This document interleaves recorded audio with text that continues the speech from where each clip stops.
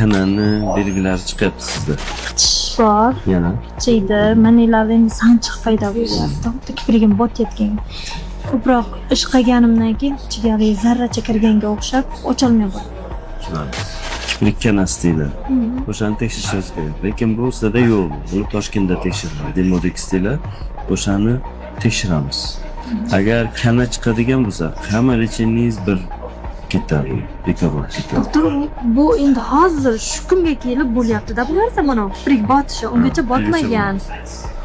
Ungacha o'sha qitishish, achishish bo'ladi. Shuni tekshiramiz. Kana chiqmasa bizda olamiz. Agar kana chiqadigan bo'lsa, buni kojinlar davolaydi.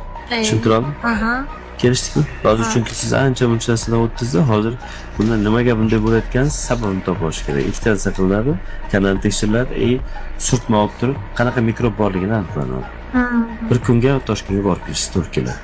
Tushuntiramizmi? Undan keyin lecheni qilamiz. Borgan kuningiz artgan, yuvgan bo'lmasligingiz kerak. Shu uchun turish kerak. Dori qo'ymagan bo'lish kerak. Shunday ketirish kerak. Kirasiz, shunday kirasiz.